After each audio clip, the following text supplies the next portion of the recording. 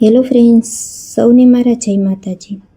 જો તમે રોજ એકનું એક શાક ખાઈને કંટાળી ગયા હોય કે પછી ઘરમાં કોઈ શાકભાજી ન હોય અથવા રોજે રોજ શું નવું બનાવવું તે સમજાતું ન હોય, ત્યારે એકવાર આ સરળ અને સ્વાદિષ્ટ રેસિપી જરૂરથી ટ્રાય કરજો.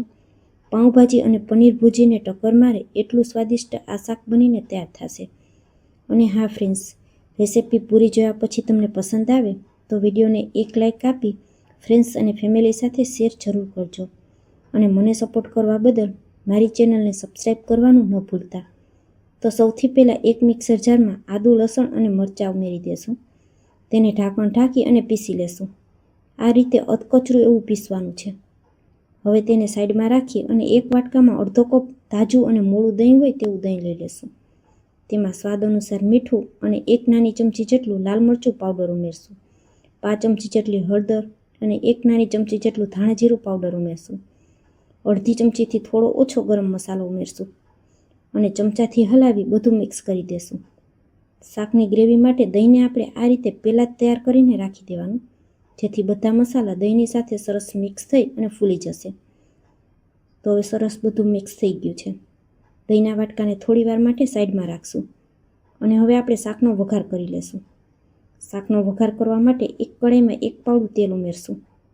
આ શાક ખૂબ જ ઓછા તેલમાં બનીને તૈયાર થઈ જશે. 1 ચમચી જેટલું બટર ઉમેરશું. તમારે બટર ન ઉમેરવું હોય તો તમે સ્કીપ પણ કરી શકો. તેલ અને બટર સરસ ગરમ થઈ જાય ત્યાં સુધી રાહ જોશું. હવે એમાં અડધી ચમચી જીરું ઉમેરશું. તમને પસંદ હોય તો તમે રાઈ પણ ઉમેરી શકો. જીરું સરસ સંતળાઈ જાય એટલે 5 ચમચી જેટલી હિંગ ઉમેરશું. ત્યાર પછી આપણે વાટીને રાખેલું આદું, લસણ અને મરચાંની પેસ્ટ ઉમેરશું અને ચમચાથી હલાવી તેને થોડું તેલમાં સાંતળી લેશું. થોડા મીઠા લીમડાના પાનને મેં આ રીતે ઝીણા ઝીણા સમારીને ઉમેરેલા છે. મીઠા લીમડાનો સ્વાદ આ શાકમાં ખૂબ જ સરસ આવે છે, તો ચોક્કસથી ઉમેરવાના. 2 નંગ ડુંગળીને મેં આ રીતે ચોપરમાં એકદમ સરસ ઝીણી ઝીણી ચોપ કરીને ઉમેરેલી છે. ડુંગળીને અહીં આ રીતે આપણે ઝીણી ઝીણી ચોપ કરીને જ ઉમેરવાની છે, ગ્રેવી તૈયાર નથી કરવાની. તમે ઈચ્છો તો છરીથી પણ આ રીતે તેને ઝીણી ઝીણી સમારી શકો. ડુંગળીને તેલમાં થોડી વાર માટે સંતળાવા દેશું. 1 મિનિટ જેવો સમય થાય એટલે ડુંગળી સરસ સંતળાઈ જશે. તમે જોઈ શકશો ડુંગળીમાંથી આ રીતે સરસ તેલ છૂટું પડવા લાગ્યું છે. તો હવે એ જ રીતે 2 ટમેટાને પણ મેં ઝીણા ઝીણા ચોપરમાં ચોપ કરી લીધા છે. ટમેટાની પણ આપણે ગ્રેવી તૈયાર નથી કરવાની, આ રીતે સરસ ઝીણા ઝીણા ચોપ કરીને જ ઉમેરવાના અને તેને પણ 1 મિનિટ સુધી સંતળાવા દેશું. ત્યાર પછી આપણે તેમાં સ્વાદ અનુસાર મીઠું ઉમેરશું. 5 ચમચી જેટલી હળદર ઉમેરશું. મીઠું અહીં સાચવીને ઉમેરવાનું છે. આપણે ડુંગળી અને ટમેટાના માપનું જ ઉમેરવાનું છે. દહીંમાં આપણે પહેલાં જ મીઠું ઉમેરેલું છે. બધી વસ્તુને 1 મિનિટ સુધી થવા દેશું. હવે ઘણા લોકોને થશે કે ટાઇટલ અને થંબનેલ પર લખેલું છે કે કોઈ પણ શાકભાજીના ઉપયોગ વગર. તો ફ્રેન્ડ્સ, ડુંગળી અને ટમેટા અત્યારે ચોમાસામાં બધાના ઘરમાં હોય છે. અત્યારે બીજા કોઈ શાકભાજી સારા નથી મળતા, પરંતુ ડુંગળી, બટેકા અને ટમેટા સરળતાથી મળી જતા હોય છે.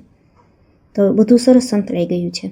હવે આપણે તૈયાર કરીને રાખેલું દહીં હતું તેને ઉમેરી દેશું અને ચમચાથી હલાવી મિક્સ કરી દેશું. દહીંને આપણે મસાલાની સાથે ઉમેરેલું હોવાથી તે બિલકુલ ફાટશે નહીં. અને હવે આપણે તેમાં અડધા કપ જેટલું પાણી ઉમેરશું. અહીં પાણી બિલકુલ વધારે નથી ઉમેરવાનું, આ રીતે અડધા કપ જેટલું જ પાણી ઉમેરવાનું. શાકનો કલર થોડો આછો દેખાય છે તો અડધી ચમચી જેટલું મેં કાશ્મીરી લાલ મરચું પાવડર ઉમેરેલું છે. ચમચાથી હલાવી અને ગ્રેવીને સરસ ઉકળવા દેશું. હવે ગ્રેવી સરસ ઉકળી ગઈ છે. અહીં તમારે આ શાકમાં ટમેટાનો પણ ઉપયોગ ન કરવો હોય તો તમે ફક્ત એકલી ડુંગળીથી પણ શાક બનાવી શકો. ત્યાર પછી આપણે તેમાં ચવાણું ઉમેરશું. આ રીતે જે મિક્સ ચવાણું આવે તે લીધેલું છે. અડધા કપ જેટલું આપણે ચવાણું ઉમેરી દેશું. ચવાણાની જગ્યાએ તમે કોઈ પણ ગાંઠિયાનો પણ ઉપયોગ કરી શકો. ચમચાથી હલાવી અને એકદમ હળવા હાથે મિક્સ કરશું. ચવાણું ઉમેર્યા પછી ફક્ત અડધી જ મિનિટ આપણે શાકને ઉકાળવાનું છે. શાકમાં આપણે દહીં ઉમેરેલું છે તો તમે ટમેટા વગર પણ તૈયાર કરી શકો. અડધી મિનિટ જેવો સમય થાય એટલે ઉપરથી લીલા ધાણા ઉમેરી અને ગેસની ફ્લેમને બંધ કરી દેશું અને તૈયાર કરેલા ગરમા ગરમ શાકને સર્વ કરશું. આ શાક ગરમા ગરમ ખાવામાં વધારે ટેસ્ટી લાગતું હોય છે, તો જ્યારે પણ સર્વ કરવાનું હોય ત્યારે જ આપણે તેમાં ચવાણું ઉમેરવાનું. તમે ઈચ્છો તો ગ્રેવીને અગાઉથી તૈયાર કરીને રાખી શકો. તો ફ્રેન્ડ્સ, વરસતા વરસાદમાં આવું ગરમા ગરમ શાક મળી જાય તો બીજું શું જોઈએ. આ શાકને તમે બ્રેડ, ભાખરી, પરોઠા કે રોટલીની સાથે પણ ખાઈ શકો. ખૂબ જ ટેસ્ટી એવું લાગે છે. ઉપરથી થોડા લીલા ધાણા અને બટર ઉમેરી અને સર્વ કરશું. રેસિપી કેવી લાગી તે કમેન્ટમાં જરૂરથી લખજો. ફરી મળીશું આવી જ એક નવી રેસિપી સાથે. ત્યાં સુધી સૌને મારા જય માતાજી. આપનો કિંમતી સમય આપવા બદલ ખૂબ ખૂબ આભાર.